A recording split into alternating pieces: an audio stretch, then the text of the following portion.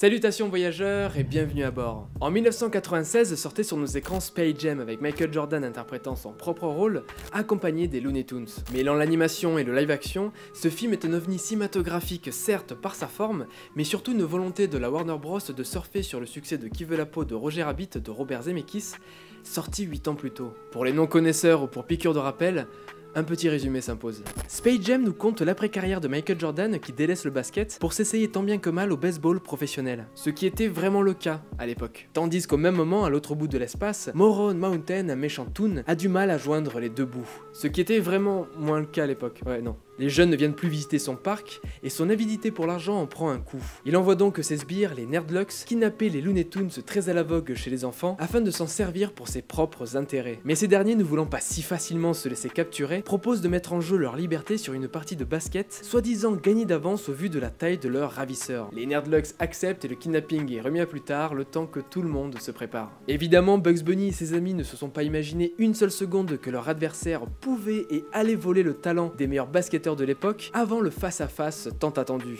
Pris au dépourvu face à leurs redoutables ennemis, les Toons kidnappent donc Michael Jordan lors d'une partie de golf en compagnie de Bill Murray afin de le sortir de sa retraite pour qu'il les rejoigne et les sorte de ce pétrin. Il accepte de les aider tout en sachant qu'il devra créer une cohésion sociale au sein de sa nouvelle équipe pour contrer ces gigantesques combattants prêts à en découdre. Il devra à la fois se surpasser, sauver la NBA et le monde des Toons. Si le pitch est cool pour un film grand public, le concept l'est encore plus pour être le point de départ d'une saga.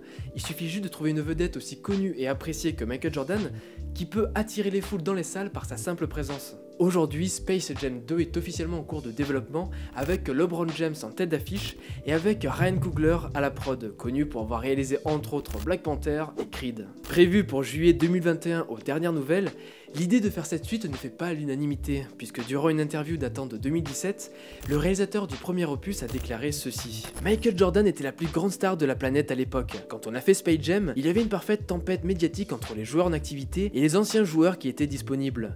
Larry Bird, Charlie Barkley, Patrick Ewing. Ils avaient tous un personnage qui apportait quelque chose au film.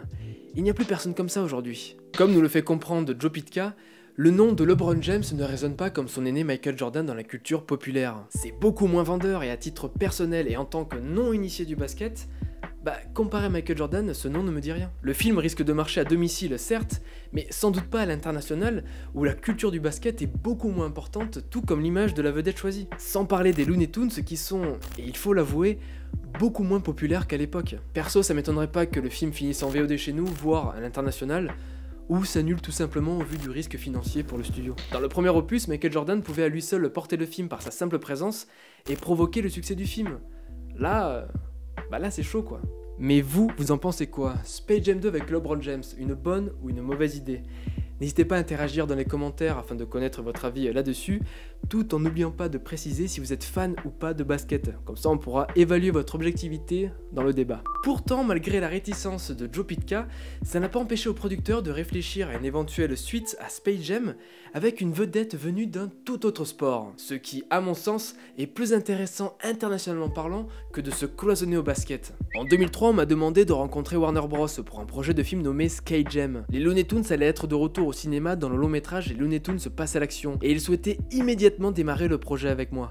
Une semaine plus tard, les Looney Tunes passent à l'action sortaient dans les salles, et Space Jam fut annulé à tout jamais. Tweeté en janvier 2019 par le célèbre skater Tony Hawk, Space Jam devait le mettre en scène dans son propre rôle avec les Looney Tunes, tout comme Michael Jordan. Le problème, le long métrage Les Looney Tunes passe à l'action. Sorti en 2003 et réalisé par Joe Dante, son film avec Brendan Fraser et les Looney Tunes mêlant aussi l'animation et le live action est un échec commercial. Rapportant seulement 68 millions de dollars dans le monde pour un budget de 80 millions, cet échec financier mettra un terme aux discussions entre la Warner Bros et Tony Hawk. Fin de l'histoire. Ah non, y a rien d'autre à raconter. Suite à l'échec vraiment total de Les Looney Tunes passent à l'action, la Warner Bros a coupé court à un projet de suite de Space Jam avec Tony Hawk. Il n'y a rien d'autre à ajouter. Mais on se contentera peut-être, comme je l'ai dit tout à l'heure, de Space Jam 2 avec LeBron James. Comme quoi, il faut jamais dire jamais, mais on verra le résultat. Bref, merci d'avoir suivi cette vidéo jusqu'au bout, voyageurs. Si par hasard vous vous demandez à quoi aurait pu ressembler un Superman réalisé par Tim Burton ou Spider-Man 4 par Sam Raimi, voire un Harry Potter réalisé par Steven Spielberg, eh ben, je vous invite à aller voir mes autres vidéos sur les films avortés. En attendant la prochaine vidéo, vous pouvez toujours mettre un pouce bleu à celle-ci, vous abonner à la chaîne si ce n'est pas déjà fait, ou bien m'aider financièrement sans débourser un sou en allant faire un tour sur ma page Utip. Ça m'aide énormément. Bref, je vous dis à bientôt voyageurs, et surtout, n'oubliez pas, restez nostalgiques.